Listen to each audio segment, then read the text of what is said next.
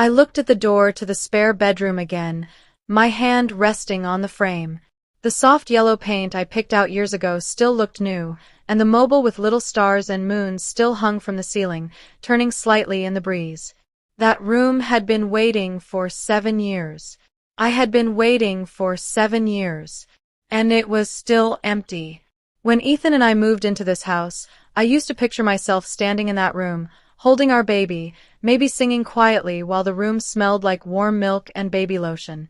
I imagined tiny clothes folded in drawers, a crib against the wall, and the sound of laughter in the hallway. But it was just me. And silence. We tried everything. At first, I thought getting pregnant would happen easily, like it does for everyone else. You stop taking birth control, wait a little, and your whole life changes. That's what I believed. But months passed. Then a year. Then 2. I kept telling myself, maybe I'm just too stressed. Maybe it's not the right time. Maybe next month. Every negative test felt like a little punch to my heart. When we finally went to the doctor, I expected an easy answer. Something small. Something we could fix. I thought it would just take vitamins or better timing. But instead, I sat in a cold white room while the doctor calmly told me my chances of getting pregnant naturally were extremely low. It felt like he was talking about someone else. My ears were ringing when I heard the words, extremely low. We talked about options, IVF, hormone treatments, surgery. It all sounded hopeful, like the success stories you read online. And for a while, I believed it would work. I thought it would finally give us the baby we dreamed about since we moved into this house. So I signed up. I was excited but scared. I had no idea what IVF would do to my body, or to my heart. I gave myself hormone shots every morning and every night. The needles were small, but my skin was already bruised. My ovaries always hurt. I had blood drawn so often they could barely find a vein that wasn't sore. I tracked my temperature like it was a stock chart. And still, nothing. Each failed round broke me a little more. Every time the nurse called with that soft, sorry voice, something inside me cracked. Ethan would hold me and say, "We'll try again. We'll keep trying." I'd smile. But inside, I felt broken. Ashamed. I started to think I was letting him down. Like he married someone who was damaged. I hated thinking that. But I still did. At night, while Ethan slept, I'd lie there wondering if he regretted picking me. The last cycle was the worst. I remember sitting on the cold bathroom floor, holding another test in my shaking hand. Just one line. Again. I didn't even cry right away. I just sat there, frozen, trying to breathe. Then it all hit me like a wave, and I sobbed so hard my throat hurt. When Ethan found me, I tried to hide the test like it would make things better. He sat next to me, gently took it from my hand, and hugged me tight, so tight it almost hurt. "Rachel," he said softly, "you can't keep doing this to yourself. We have to stop." I shook my head. "I can't stop," I whispered. "Not yet. I can't give up." He closed his eyes and leaned his forehead on mine. "I don't want to lose you to this," he said. "I love you. Not the dream of a baby. If this is hurting you more than helping, we need to think about what we're doing." I knew he was right, but I couldn't let go. Every version of my future had a baby in it, our baby.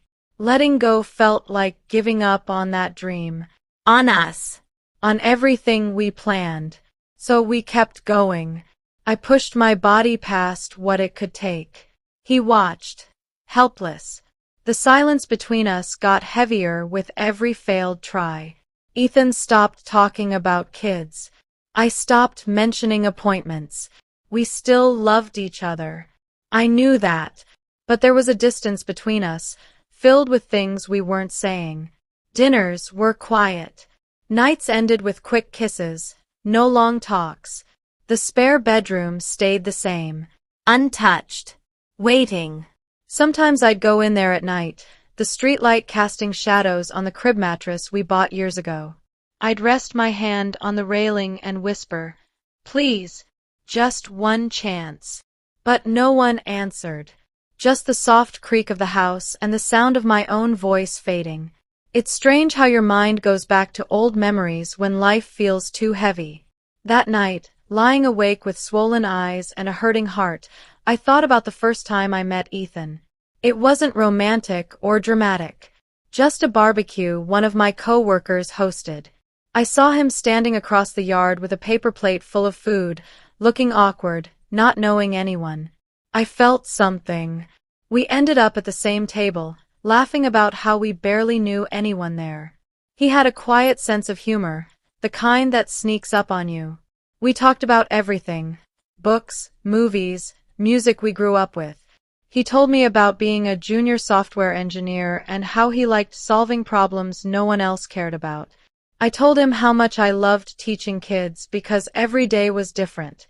By the end of the night, we traded phone numbers and pretended it was casual. But my stomach fluttered the whole drive home. We started dating fast. It was easy, natural, no drama, no games. With Ethan, everything felt solid. He made me feel seen, not for what I did, but for who I was. After watching so many friends go through messy breakups, it felt like I had found something rare. A year later, he proposed. It wasn't fancy or over the top. He asked me while we were hiking a quiet trail near Mount Hood. It was just the two of us and the sound of wind in the trees. He pulled out a simple silver ring, his hand shaking, and whispered, "I don't ever want to do life without you." I said yes, before he even finished asking. We got married in a small ceremony with just family and a few close friends. We didn't have much money. Ethan was still paying off student loans, and I had just started teaching. But we didn't care. We made it work, and we were happy. When we bought our little two-bedroom house in Beaverton a couple of years later, it felt like we were putting down roots. We painted the kitchen a warm yellow, picked out furniture one piece at a time, and laughed about all the things we didn't know about owning a home. But the best part of that house was the extra bedroom. From the first day, we called it the baby's room. At first, we didn't try to have kids. We wanted time to enjoy being newlyweds, travel a little, save money. But still, we set up the room. We painted the walls a soft yellow, put in a white crib we found on sale, and added a small bookshelf. I remember standing in the doorway one evening while Ethan wrapped his arms around me from behind. He said, "Someday we'll bring them home to this. Someday." The distance I felt now didn't just scare me. It broke me in ways I couldn't explain. Because if a man who once gave up everything for you can grow distant, if the love you believed in can falter this easily, what does that say about everything you built together? I lay awake thinking about it, clutching my pillow as though it could hold me together. And I whispered to the dark, "What happened to us, Daniel? What happened to the life we promised each other?" I didn't have an answer. All I had was the sinking feeling that I was losing him and the terrifying thought that maybe I already had. Lily Harper had always been my truth-teller, even when I didn't want to hear it. She had been through her own heartbreak, a man who promised her the world only to vanish when she was pregnant with her daughter. That betrayal shaped her view of men, leaving her fiercely independent but undeniably bitter. One afternoon, I sat at her kitchen table while Noah played with her little girl, coloring pictures on the floor. Lily poured coffee into mismatched mugs, her eyes narrowing as I told her about Daniel's late nights and sudden work trips. "You sure he's not seeing someone?" she asked, leaning back in her chair like she already knew the answer. I froze. "Lily, Daniel's not like that." She gave a humorless laugh. "That's what I thought about Jason. He swore he was faithful right up until I found his second phone." Her words landed like stones in my stomach. "You don't know Daniel," I said softly. But even I heard the waver in my voice. "Listen, Hannah. I'm not saying he's guilty," Lily continued, her tone softening, "but the phone glued to his hand, the trips that make no sense. People don't just change for no reason. Something's going on. I wanted to snap at her, tell her to stop projecting her past onto my life. But instead, I sat there in silence because she wasn't wrong about the changes in Daniel. I started noticing every little thing I had brushed off before.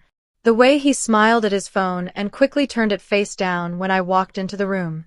How he lingered outside to take calls he said were work-related. How he smelled faintly of cologne he hadn't worn in years when he came home from meetings. One day, fate twisted the knife a little deeper. I bumped into one of Daniel's old colleagues at the grocery store, a man named Peter who had always liked to chat. I mentioned Daniel's frequent travel, joking about how busy law firms must be. Peter looked puzzled. Travel? We haven't had any out-of-town cases in months. That night, when Daniel said he had to leave early for yet another client visit, I stared at him differently. My husband, the man who once held nothing back, was now someone I couldn't read at all.